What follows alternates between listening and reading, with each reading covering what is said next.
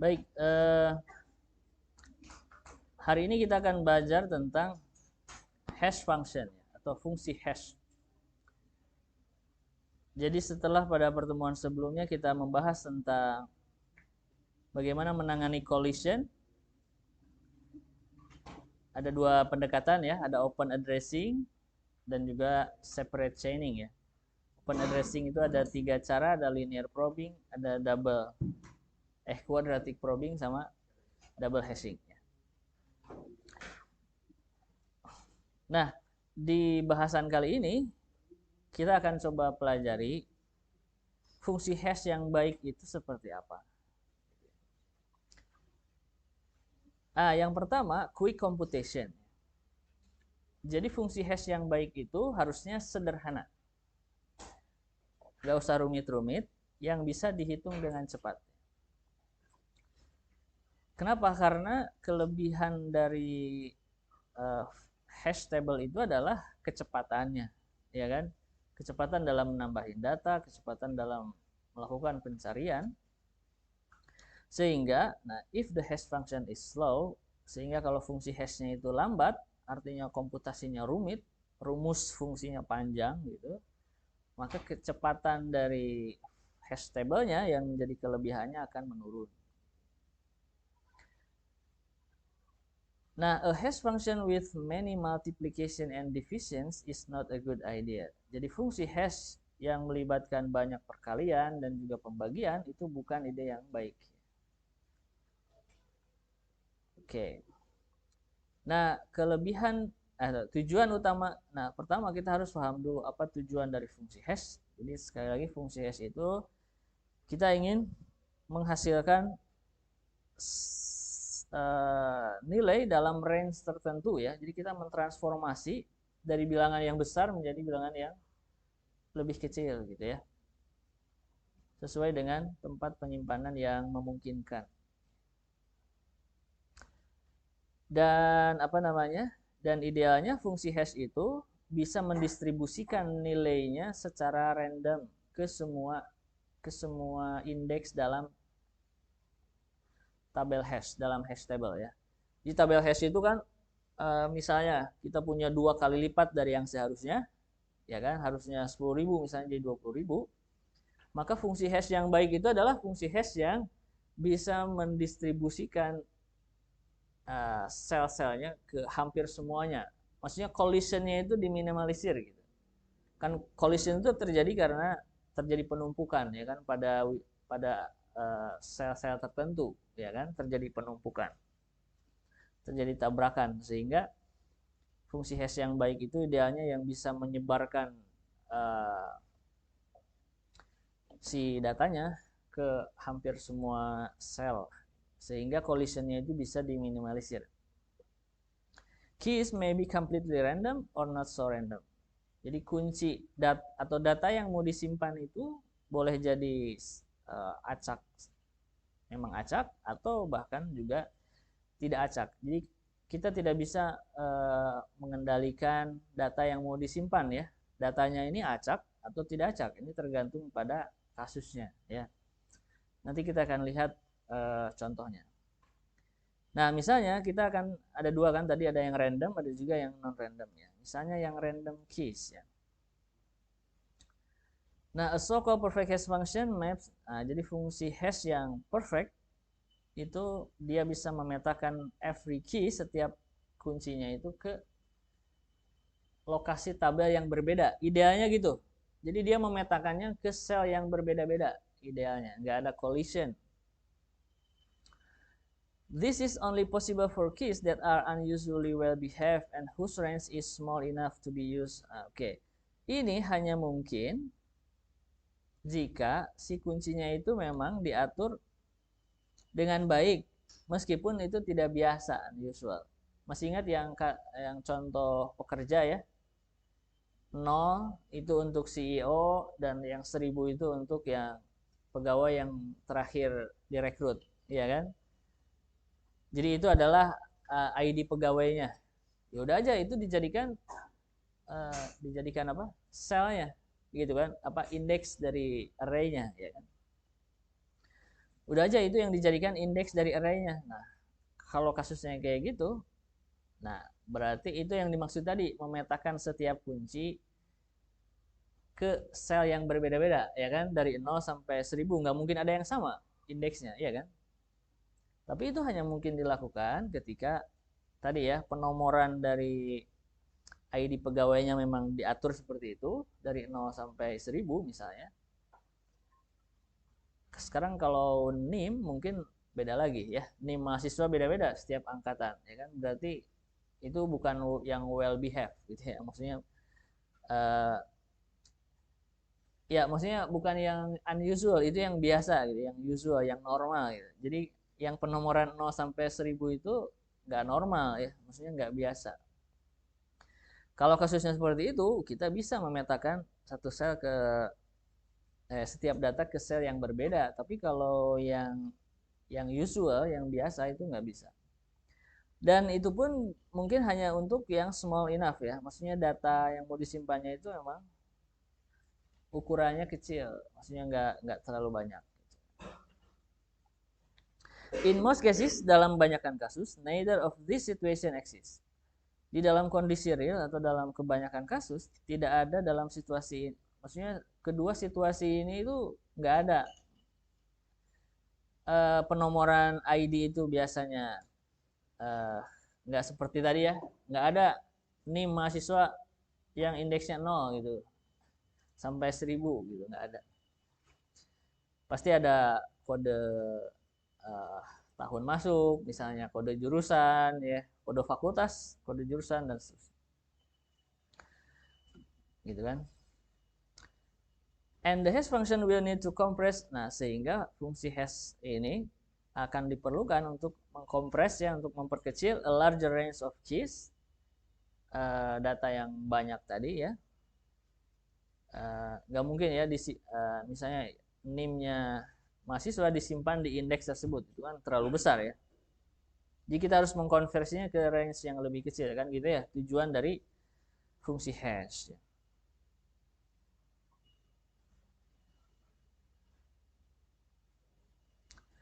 Oke. Nah, kita sudah belajar fungsi hash ya di contoh sebelumnya, bahwa apa namanya? Indeks itu kita dapatkan dengan cara pakai operasi modulo ya, pakai mod. Jadi berapa key-nya, kemudian kita modulokan dengan array size-nya. Key ini adalah misalnya kalau mahasiswa NIM ya, NIM mahasiswa, kita modulokan array size. Kita mau simpan dalam hash table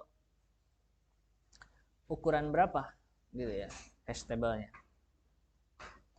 Jadi kalau misalnya ini 1000 ya berarti misalnya mahasiswa satu angkatan itu kan 6 ribuan ya. Kalau di sini di UIN 6 ribuan.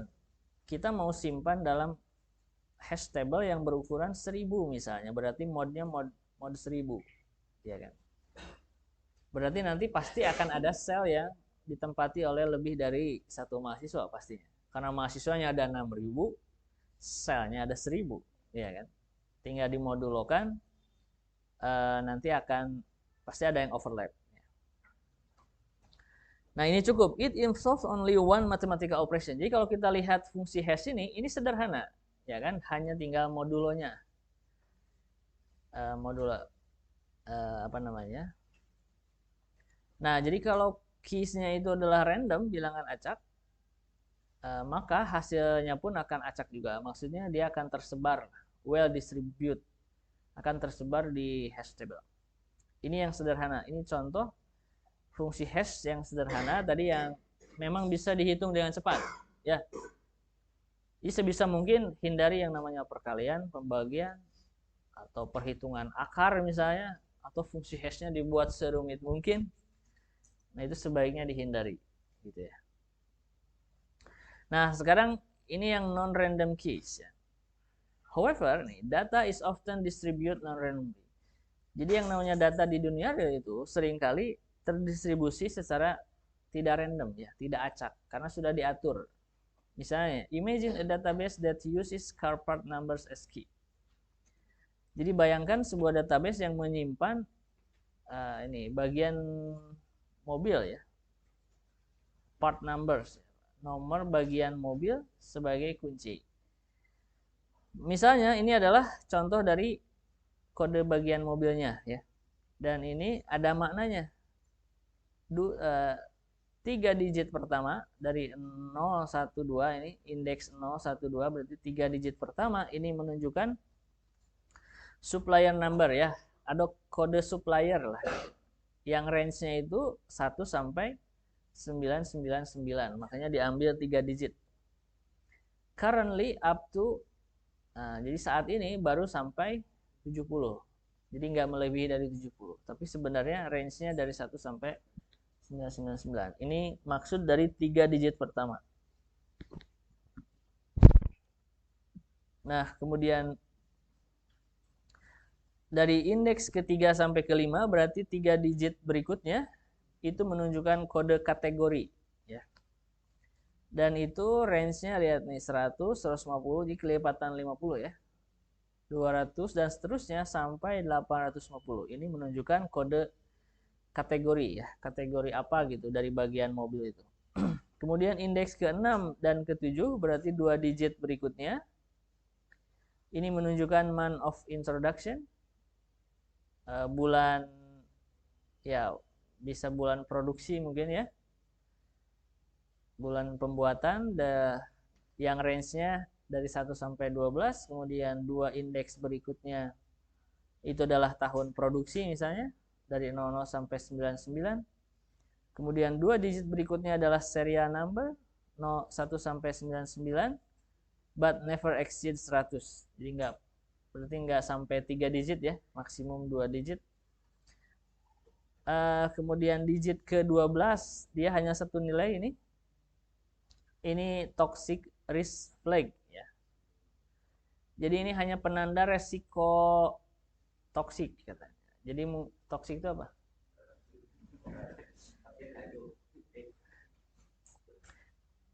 Beracun. Ya, jadi ini 0 atau 1 gitu ya.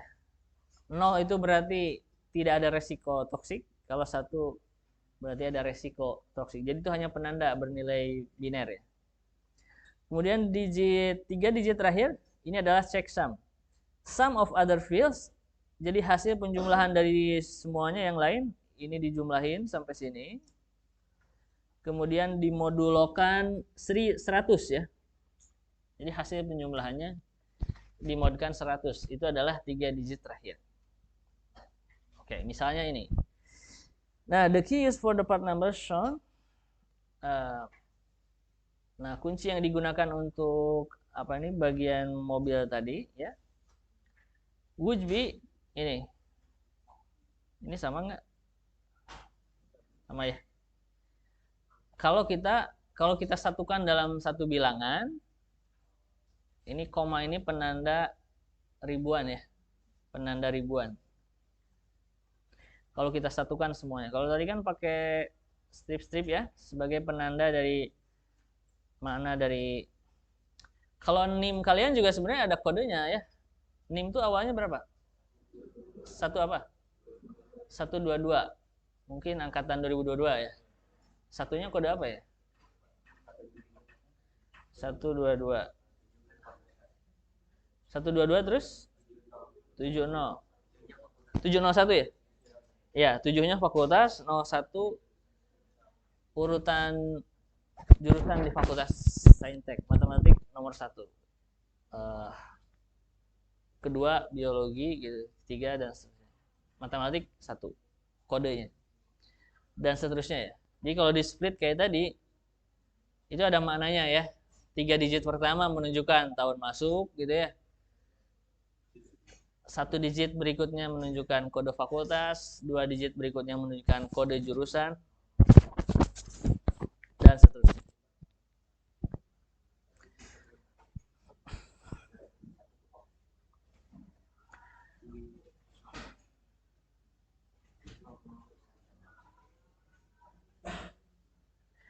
The majority of however, such keys are not randomly distributed. Jadi key yang yang dibahas tadi, yang bagian dari mobil itu tidak terdistribusi secara random. Maksudnya itu kayak tadi, ini 1 sampai 99, tapi yang ada hanya sampai 700 gitu kan. Ini 100 sampai 150. Nggak ada, berarti yang 0 sampai 99 nggak ada ya. Dari 101 sampai 149 nggak ada, ya kan?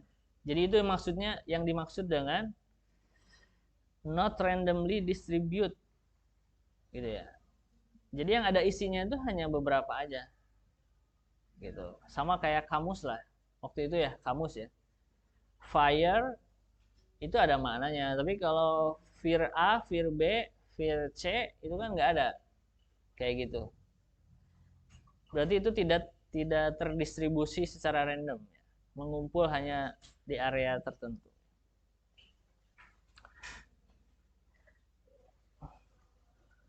Nah, the checksum is not independent. Checksum ini tidak independen ya, berbeda dengan bilangan yang lain. Kalau checksum itu kan hasil penjumlahan. Berarti dia nilainya bergantung pada bilangan sebelumnya, iya kan? Berbeda sama yang ini. Kalau ini kan apa sih ini? Ya, is not independent. Not independent itu artinya dependent, ya kan? Tergantung, bergantung pada nilai yang lain. Ya, kenapa nggak is dependent? Kalau yang lain kan independen ya. Misalnya 033 dengan 400 ini nggak ada hubungannya. Tapi kalau 535 ini bergantung pada nilai yang lain.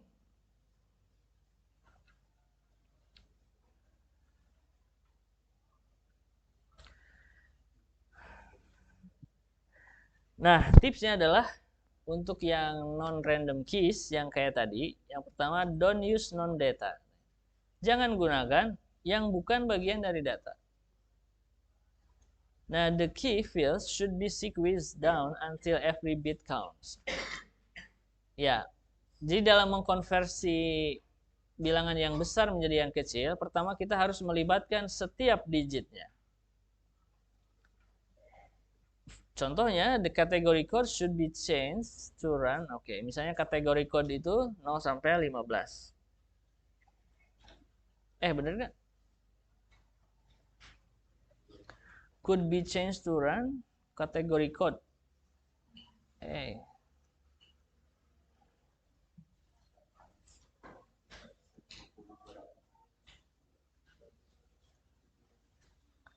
Oh, ini bahasanya could be. Could be ya tadi. Oh, should be changed, harus diubah. Jadi kategori code itu bisa diubah supaya range-nya itu hanya dari 0 sampai 15. Gimana caranya? Nanti kita lihat. Also, the checksum should be removed because it doesn't add any additional information. Jadi yang checksum itu nggak usah dilibatkan katanya dalam proses konversi hash ya. Karena itu tuh nggak ada informasi apa-apa dari situ. Dia hanya menjumlahkan bilangan sebelumnya, terus dimodulkan 100 gitu. Kalau yang lain kan ada maknanya. Yang checksum ini, yang 3 digit terakhir tadi, itu nggak ada maknanya. Jadi redundant. Jadi maksudnya adalah jangan gunakan non-data. Jadi yang checksum itu nggak usah dimasukkan. Yang lain kita masukkan. Use all the data. Nah, jadi kita gunakan semua data.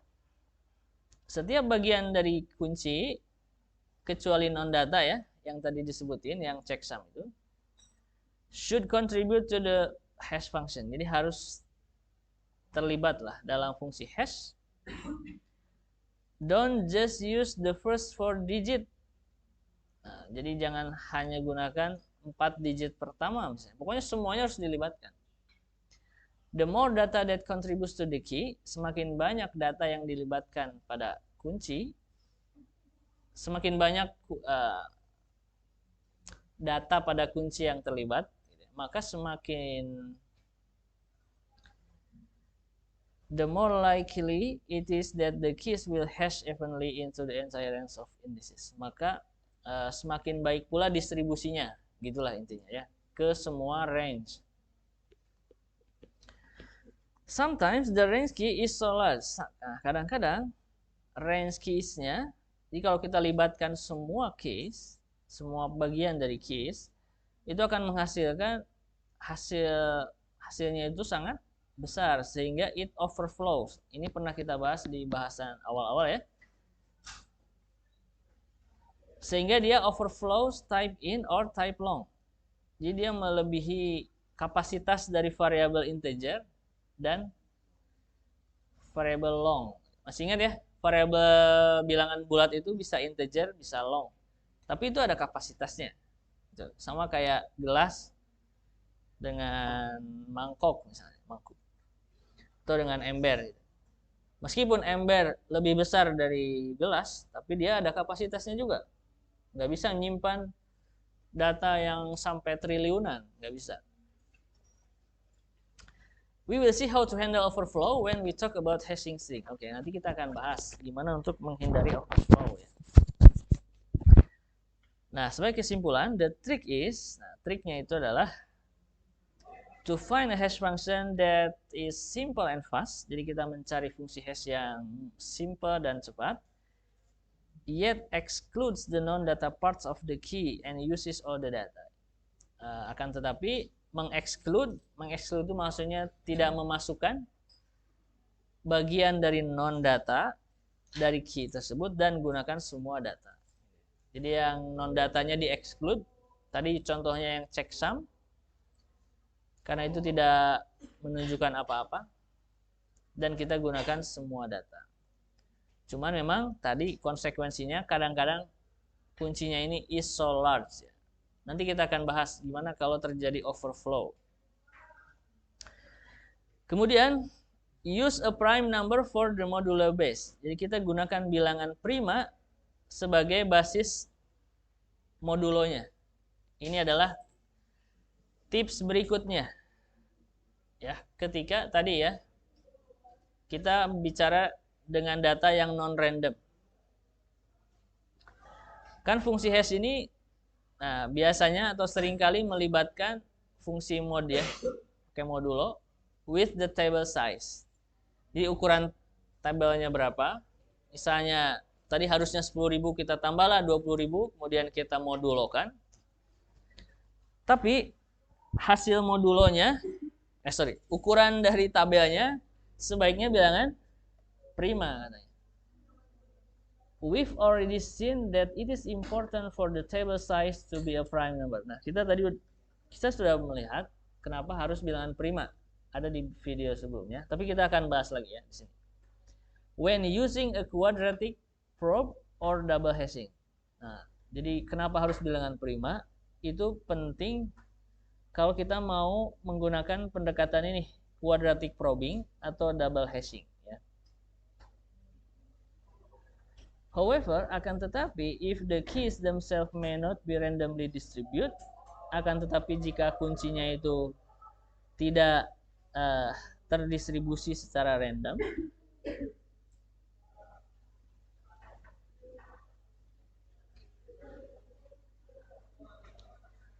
ginilah maksudnya. Coba bayangkan ketika ukuran tabelnya itu bukan bilangan prima, ya. Misalnya Misalnya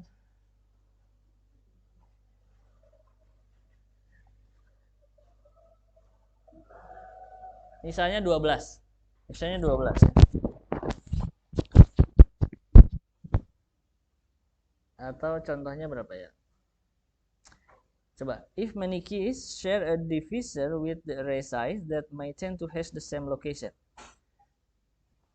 Jadi gini, tujuan kenapa ukuran tabelnya itu harus bilangan prima? Karena modulonya akan bergantung pada ukuran tabelnya. Jadi kalau ukuran tabelnya 1000, berarti modnya mod 1000, kan gitu ya. Sedangkan hasil mod itu kita ingin menghindari collision seminimum mungkin. Karena untuk menghindari clustering seminimum mungkin supaya lebih tersebar. Gitu ya. Itu tujuannya. Nah, sehingga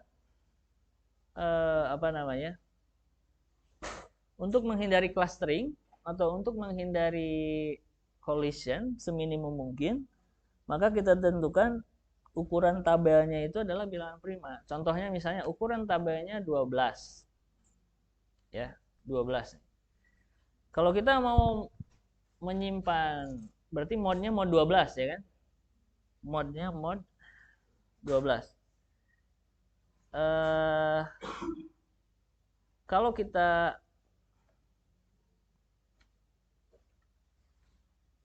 atau jangan 15 deh, sebentar.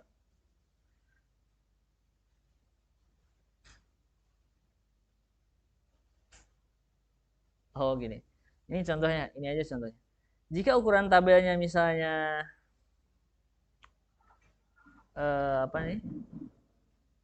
A multiple of 50, maksudnya kelipatan dari 50, maka kategori codes-nya itu will all hash to index number that are multiples of 50. Masih ingat nggak tadi kategori codes itu kan 100 ya, 150, 200, 150. Kalau ukuran tabelnya misalnya 50, itu kan semuanya 0. Iya nggak? Hasil modulonya. Benar nggak? Hasil modulonya 0.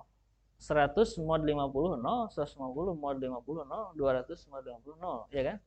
Artinya kan terjadi clustering, ngumpul di, sedangkan fungsi hash yang baik itu adalah yang bisa mendistribusikan datanya ke area lokasi yang berbeda-beda.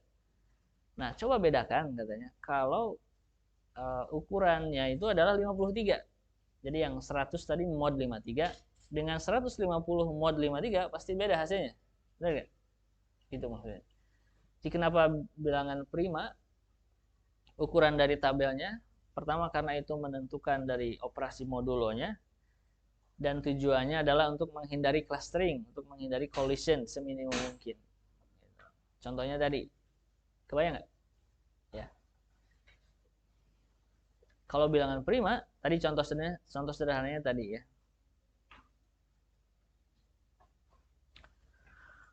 Oke.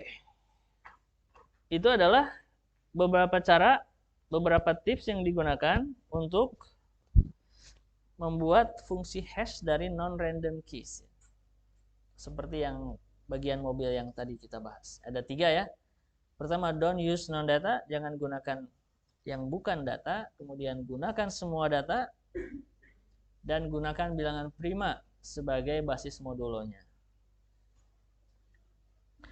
Nah, sekarang gimana kalau yang mau kita konversi itu adalah string, kayak kamus ya, seperti contoh kamus yang sebelumnya.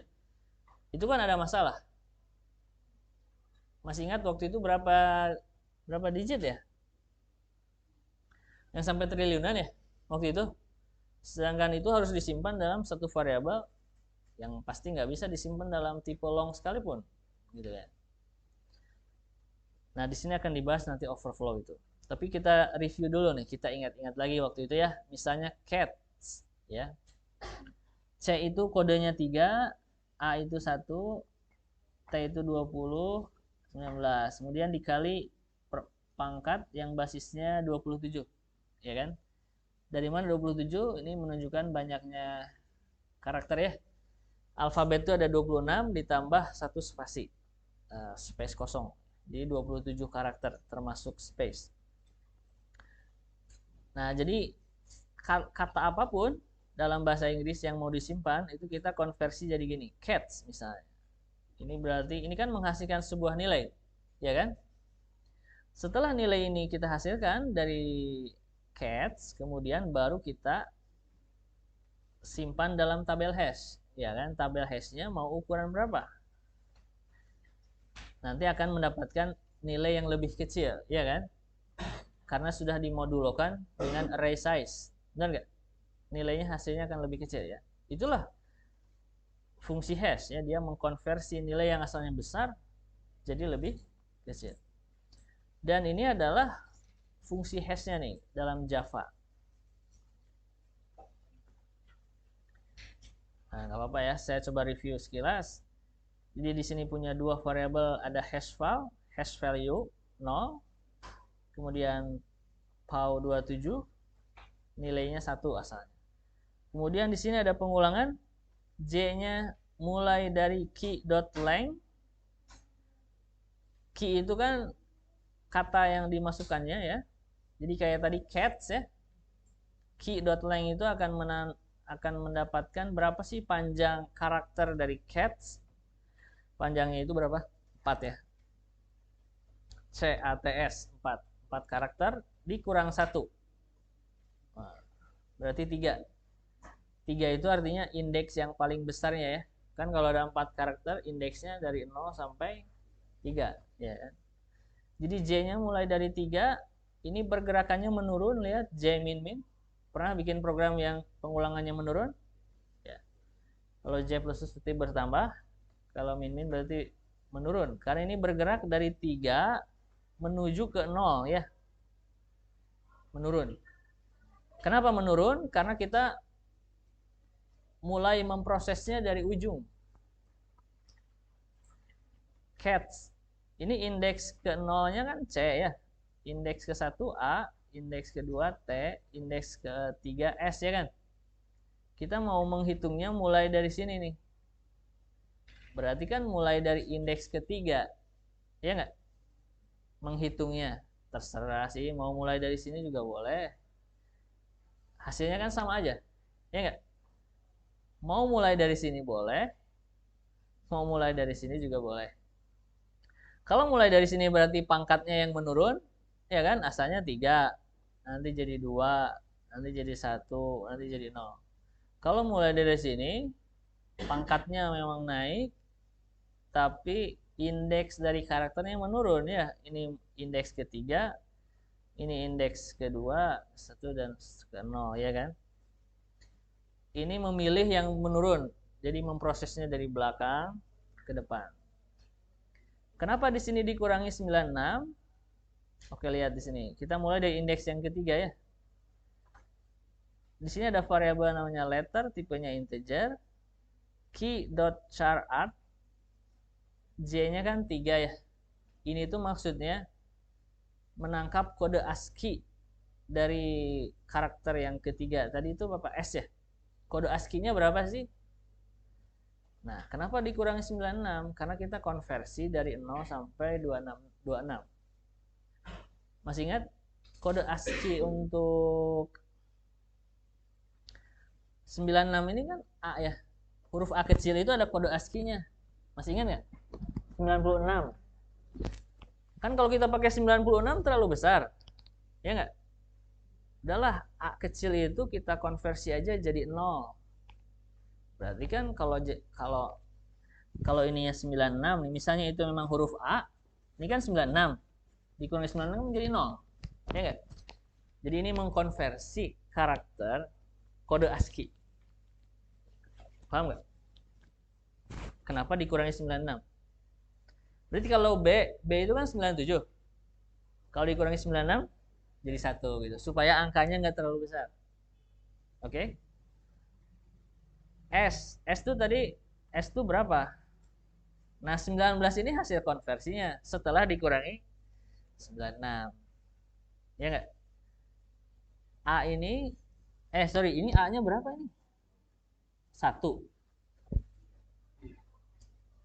Berarti A itu 97 ya?